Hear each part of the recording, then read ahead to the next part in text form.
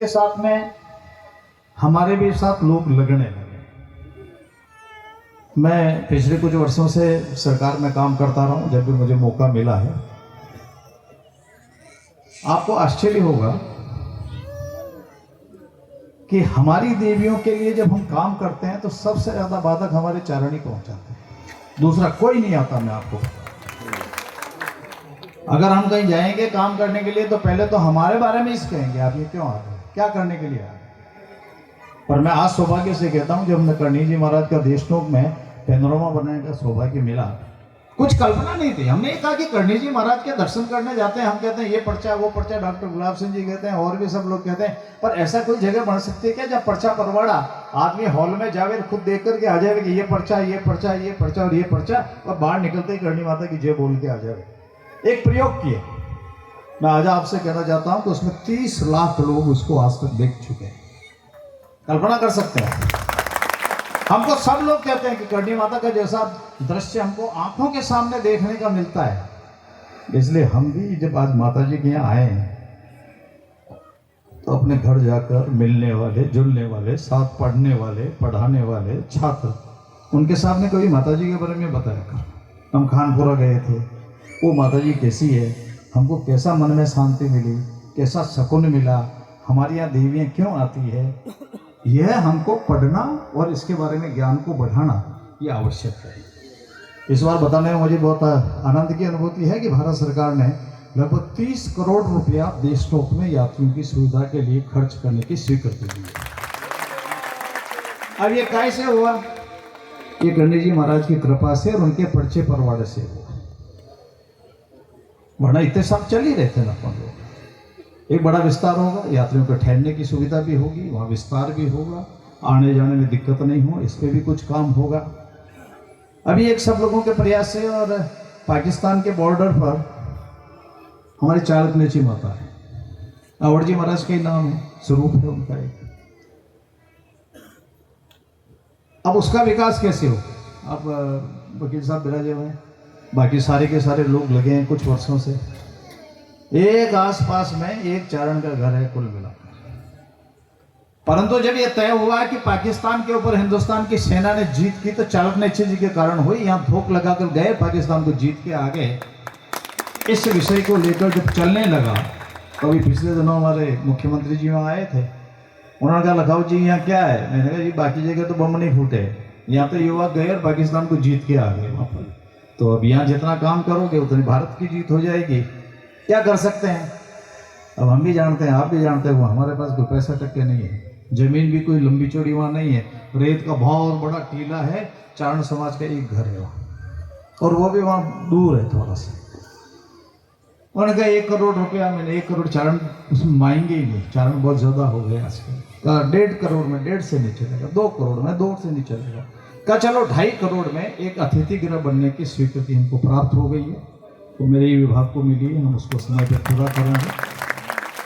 पर यह भी है कि उसके साथ राजस्थान में जो 7 मंदिर विकसित करेंगे उसमें से एक चाणक्य भी शामिल, तो उसमें 10-12 करोड़ रुपया और भी उसमें लगाने की संभावना बढ़ेगी। अब इसमें ईश्वर की बात नहीं है, वहाँ लग रहा है और यहाँ नहीं लग रहा है। अरे वो मंदिर है जो पिछले 500 साल से उपेक्षित है, वो मंदिर है जो पाकिस्तान की सीमा से लगा हुआ है, वो मंदिर है जिसके मंदिर को मोहम्मद गजनी जब गया था सोमनाथ को लूटने, उस समय उस मंदिर को तोड़ दिया था। अगर उसकी अस्मिता खड़ी करते हैं तो हमारी देवियां, उन देवियों का इतिहास उसमें से जागृत होने का काम वहां पर खड़ा होता है। माता जी इस बात के लिए भी अभी कुछ तय हुआ है। पिछले दिनों मुझे मुख्यमंत्री जी ने बोला कि ये कहा कि तरनोट माता में बहुत चमत्कार है, वहाँ पाकिस्तान के सारे बम गिरे, एक भी नहीं फूटा, एक भी हमारा सैनिक हताहत नहीं हुआ, वहाँ कुछ करना चाहिए। और उन्होंने ये शब्द निकाला कि हिंदुस्तान का सबसे बेहतरीन तीर्थ के रूप में तरनोट माता को आना। भाई तरनोट माता जी आपके आराध्य इस मंदिर में विराजमान है, अवड़ जी महाराज। तरनोट माता अवड़ जी तो है, हाँ, अवड़ जी का स्थान यहाँ भी है, अवड़ जी का स्थान वहाँ भी है। पर हम उम्मीद करके चलते हैं कि अगले हफ्ते हम लोग जाएंगे, 2-4 दिन वहाँ रहेंगे।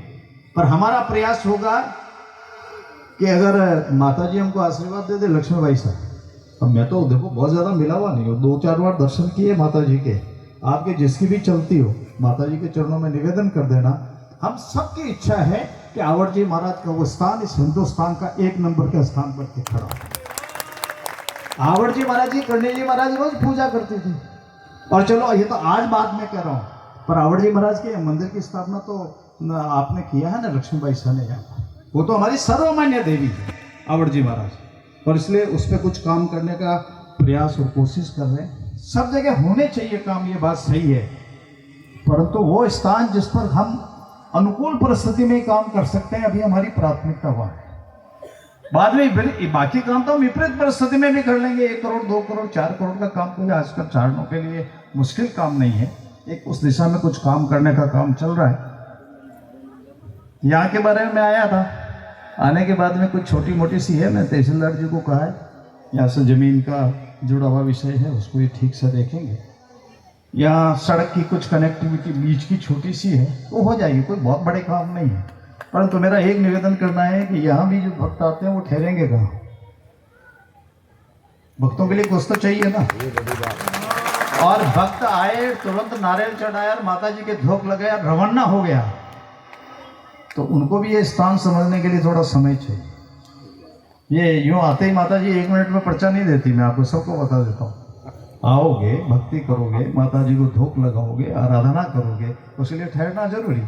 और ठहरोगे तो श्रीमान सोमदान जी साहब आनंदवासी के हैं, आपने यहाँ एक जो इसका आगे का हिस्सा बनाने के लिए, वो मैंने आपसे भी निवेदन कर दिया कि मुझे आप इस ज़मीन का नाप चौक ला दें, मैं किसी आर्किटेक्ट से इसको डिज़ाइन करके आपको देता हूँ। सब बैठ के अगर कोई ऐसा बनना तो बना लीजिए, नहीं हो तो और चेंज करा लें, मुझे उसमें कोई दिक्कत की बात नहीं है।